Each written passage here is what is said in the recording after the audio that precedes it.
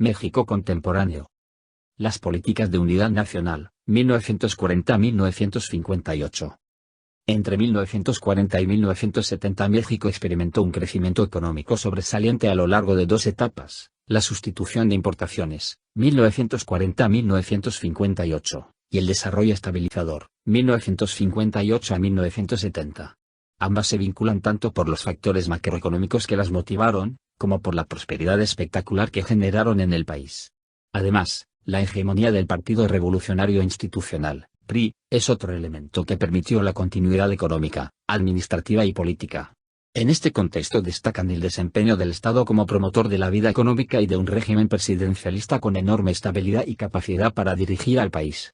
El modelo económico industrial subordinó los recursos del campo para solventar el crecimiento urbano con una población que, entre 1940 y 1970, se triplicó. Tres factores estratégicos de la prosperidad nacional entre 1940 y 1970. El primer factor es la nacionalización petrolera decretada por Lázaro Cárdenas en 1938, nacionalización que generó una poderosa revitalización de la economía mexicana bajo un modelo nacionalista y proteccionista, duradero en las siguientes décadas. Después de la Segunda Guerra Mundial el capitalismo estadounidense encontró una apertura en los mercados mundiales y, hasta cierto grado, también en los países latinoamericanos ligados al potencial económico de esa nación. El tercer factor fue la evolución política del Estado mexicano que inició su apogeo en 1946, cuando el Partido Revolucionario Mexicano, PRM, se convirtió en el Partido Revolucionario Institucional. El liderazgo priista fue heredero de la fórmula, consolidada previamente por el Plan Sexenal, en la que se conjugaron el presidencialismo y el corporativismo. El resultado fue la paz social que el PRI consolidó y que permitió la suficiente estabilidad política y económica para alcanzar los logros del milagro mexicano desde mediados de 1940 hasta 1970. Características del modelo de sustitución de importaciones entre 1940 y 1958. Etapa de industrialización acelerada. Se aplican tarifas arancelarias que gravan productos extranjeros para proteger la producción nacional. Estado proteccionista que exenta de impuestos a la iniciativa privada, o que disminuye tarifas fiscales para dicho sector. Política de unidad nacional o de apaciguamiento con el clero, empresarios, pero en estratégico equilibrio con los beneficios para trabajadores sindicalizados, agremiados en la CTM y para campesinos incorporados en la CNC. El crecimiento, sin embargo, se sustenta en los parámetros del desarrollo industrial urbano, frecuentemente a costa de recursos del campo. Manuel Ávila Camacho, 1941-1946. Con Manuel Ávila Camacho inició la sustitución de importaciones. México desarrolló su economía gracias al papel del Estado que estableció aranceles a las importaciones y subsidios a favor de la inversión nacional. La nueva estrategia del Estado fue moderar su relación con las masas trabajadoras y seguir una política contraria al estilo socialista del gobierno anterior, para buscar un contacto directo con la clase empresarial mexicana. El proteccionismo ejercido por Ávila Camacho y los siguientes presidentes fue la clave de este crecimiento en el que el gasto público contrajo una deuda moderada y se orientó hacia la adquisición de tecnología y infraestructura. Entre las principales acciones realizadas por el gobierno de Manuel Ávila Camacho destacan: Campaña Nacional de Alfabetización, proyectos de industrialización, créditos e insumos a favor de la clase empresarial como Sosa Texcoco, Sociedad Anónima, Altos Hornos de México, Sociedad Anónima, Cobre de México, Sociedad Anónima, Guano y Fertilizantes de México, Sociedad Anónima, y la reestructuración de Nafinsa para impulsar inversión privada. Fundación del Instituto Mexicano del Seguro Social, IMSS, en 1942, sobresalen como unidades especializadas el Instituto Nacional de Cardiología y el Instituto Nacional de Pediatría. México declara la guerra contra el eje Berlín-Roma-Tokio y formaliza su alianza con Estados Unidos en 1942. Transformación del PRM a PRI al finalizar el régimen de Ávila Camacho. Al fortalecerse la relación entre Estado e inversionistas privados, en México se establecieron agrupaciones de empresarios como la Confederación de Cámaras Nacionales de Comercio, Servicios y Turismo, CONCANACO, Confederación Patronal de la República Mexicana, Coparmex, y la Confederación de Cámaras Industriales, CONCAMIN. Estas agrupaciones ejercieron un contrapeso al poder gremial de la Confederación de Trabajadores de México, CTM, ya que el nuevo líder de esta organización, Fidel Velázquez, manipuló durante muchas décadas a los organismos proletarios para lograr el control político y social que el sistema requería para garantizar la sucesión presidencial. En 1942 Ávila Camacho declaró la guerra contra las potencias del eje Berlín-Roma-Tokio, después de que submarinos alemanes agredieron en aguas del Golfo de México a 2 embarcaciones mexicanas. Una medida inmediata decretada por el presidente Ávila Camacho fue la implantación del servicio militar obligatorio, además de disponer tropas, el Escuadrón 201, que apoyaron las acciones militares de Estados Unidos en el Pacífico. Pero su política de apego con los aliados dejó algunas consecuencias favorables para el modelo de crecimiento que México atravesaba.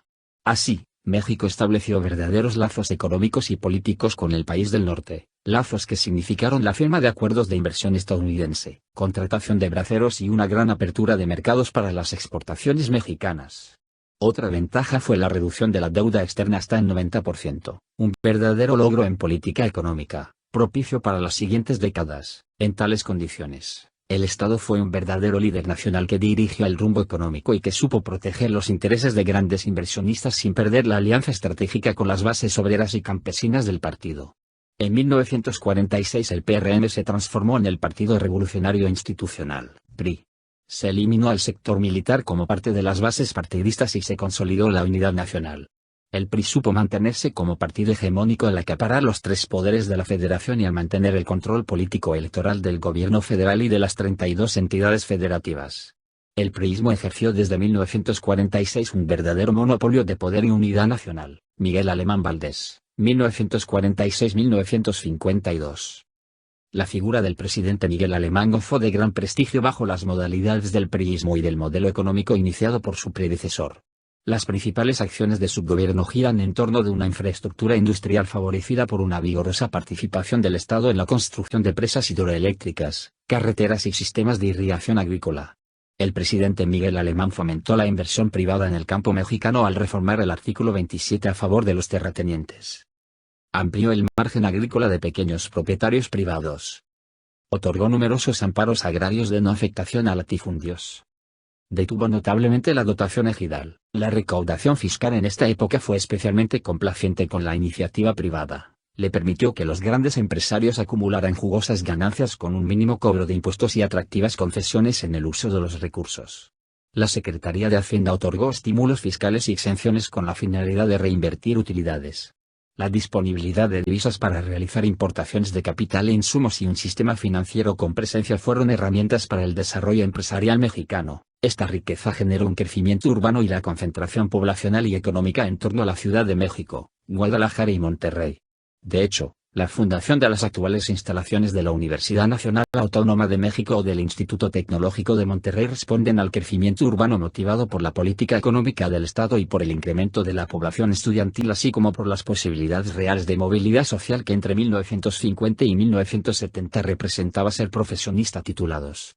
Miguel Alemán fue el primer mandatario que no provenía del ejército, por lo que inició la era de los gobiernos civilistas. Los principales organismos fundados por el gobierno de Miguel Alemán son: Banco Nacional del Monte de Piedad, 1946.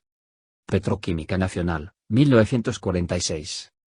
Patronato del Ahorro Nacional, 1950. Diesel Nacional, S.A., 1951. Constructora Nacional de Carros de Ferrocarril, 1952. Lograr este impulso económico representó para el Estado un gasto inflacionario por la necesidad de emitir moneda y la absorción de una deuda pública acumulativa, aunque sus efectos más graves se resintieron posteriormente. Adolfo Ruiz Cortines, 1952-1958. Adolfo Ruiz Cortines estableció, casi desde el inicio de su gobierno, el voto femenino como un derecho civil. En política social, Ruiz Cortines construyó escuelas, hospitales, carreteras y vías férreas.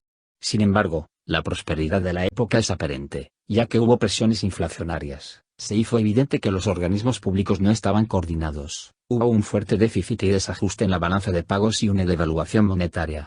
Un efecto adverso que se generó a partir de 1956, fue la reducción de la tasa de crecimiento en Estados Unidos, lo cual generó una contracción de las exportaciones mexicanas. El café y camarón, el plomo y el zinc vieron restringidas sus exportaciones por la imposición de cuotas en Estados Unidos. Desde 1954 la devaluación del peso, de 8.65 a 12.50 por dólar, y la inflación golpearon la economía popular, pero el gobierno logró sostener el incremento real del salario y compensar así el poder adquisitivo. Para ello, fue necesario disciplinar las finanzas y restringir el gasto público. La Comisión Nacional de Inversiones emprendió esta política de ajuste y austeridad.